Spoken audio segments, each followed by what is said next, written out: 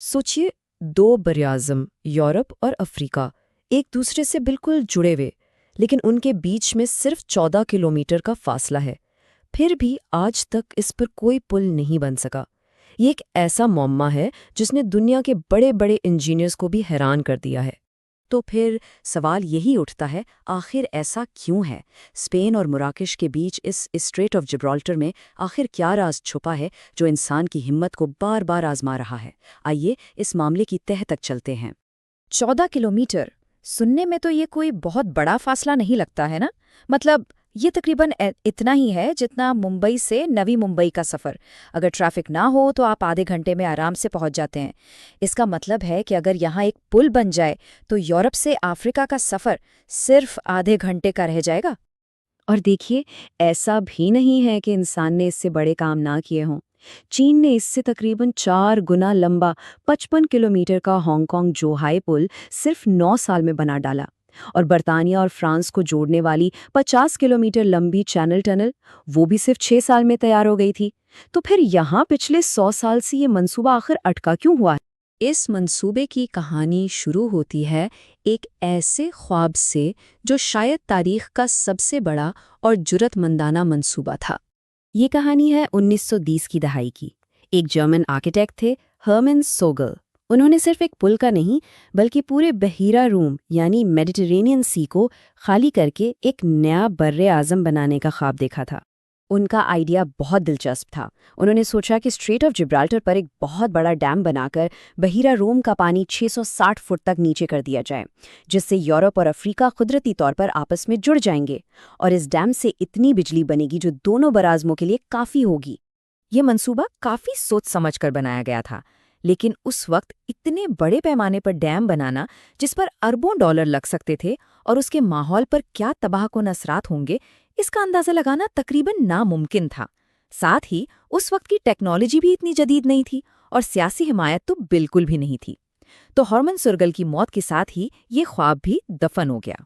तो चलिए इन ख्वाबों की दुनिया से निकलकर अब जरा ज़मीनी हकीकतों को देखते हैं, वो हकीकतें जिन्होंने आज के जदीद इंजीनियर्स को भी परेशान कर रखा है। यहाँ सबसे पहला और सबसे बड़ा मसला है गहराई। ये रास्ता जो सिर्फ 14 किलोमीटर चौड़ा है, वो 900 मीटर गहरा है। जरा तसव्वुर कीजिए, जैसे 3 एफिल टावर्स को एक के ऊपर एक रख दिया गया हो। इतनी गहराई में पुल के सुतून खड़े करना तकरीबन नामुमकिन काम है। और बात सिर्फ गहराई की नहीं, यहाँ दो समुंदर मिलते हैं, बहरे ओकियानुस का ठंडा पानी और बहरे रोम का गर्म पानी। जब ये दोनों आपस में टकराते हैं तो पानी में शदीद भंवर पैदा होते हैं, जिसे अपवेलिंग कहते हैं। ये लहरें इतनी ताकतवर होती हैं कि यहाँ किसी जहाज का एक जगह पर खड़े होकर सर्वे करना भी बहुत मुश्किल हो जाता है। फिर दूसरा बड़ा मसला है समंदर की तह।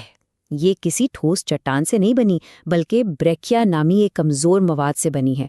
ये बिल्कुल ऐसा है जैसे गीली नरम मिट्टी में छोटे छोटे पत्थर मिले हों। ऐसी कमज़ोर ज़मीन पर पुल के सुतून बनाना इंतहाई ख़तरनाक है, क्योंकि वो किसी भी वक्त धंस कर पूरे पुल को गिरा सकते हैं। और सबसे बड़ा खतरा, ये पूरी जगह 2 बड़ी टेक्टोनिक प्लेटों यानी ज़मीन के 2 अजीमुशान टुकड़ों यूरेशियन और अफ्रीकी प्लेट की फॉल्ट लाइन पर है। ये एक एक्टिव ज़िलज़िला जोन है। यहाँ एक हल्का सा झटका भी पुल के सुतूनों को ताश के पत्तों की तरह बिखेर सकता है। तो जब सबसे छोटे रास्ते पर पुल बनाना नामुमकिन सा लगने लगा, तो इंजीनियर्स ने हार नहीं मानी। उन्होंने एक नया और ज़्यादा हकीकत पसंदाना हल सोचा। यहाँ इंजीनियर्स ने बड़ी अक्लमंदी का सबूत दिया। उन्होंने सबसे छोटे यानी कैनियन रूट को छोड़कर थ्रेशहोल्ड रूट को चुना। हाँ, ये रास्ता 28 किलोमीटर लंबा है, लेकिन यहाँ गहराई सिर्फ 300 मीटर है और समंदर की तह भी ज़्यादा मजबूत है। ये काम मुश्किल ज़रूर है, लेकिन नामुमकिन नहीं। तो अब मंसूबा पुल का नहीं बल्कि 3 सुरंगें बनाने का है।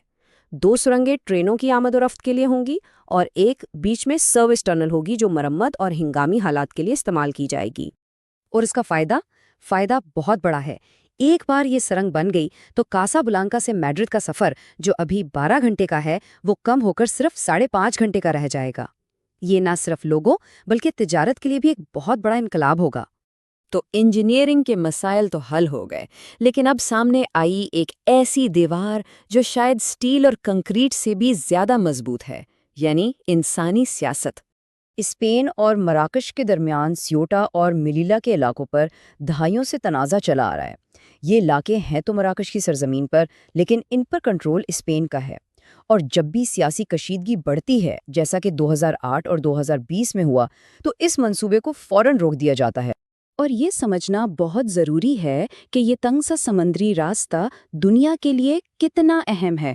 دنیا کا 33% تیل اور گیس، 50% تجارت اور یورپی یونین کا تو 80% سامان اسی راستے سے گزرتا ہے۔ اگر کسی بھی وجہ سے یہ راستہ بند ہو جائے تو عالمی معیشت بری طرح متاثر ہو سکتی ہے۔ تو آج ٹیکنالوجی تیار ہے، انجینئرنگ کے حل موجود ہیں اور دنیا بھر سے دباؤ بھی ہے، لیکن یہ عظیم منصوبہ سیاسی اختلافات کی وجہ سے رکا ہوا ہے۔ تو آخر میں سوال یہ پیدا ہوتا ہے کہ اصل چیلنج کیا ہے؟ کیا یہ انجینئرنگ کا مسئلہ ہے یا انسانی تعلقات کا؟ شاید لوہے اور کنکریٹ کا پل بنانے سے پہلے اسپین اور موراکو کو اپنے درمیان بھروسے اور سمجھداری کا ایک پل بننا ہوگا، اور یہ پل کسی انجینئر کے ہاتھوں نہیں بلکہ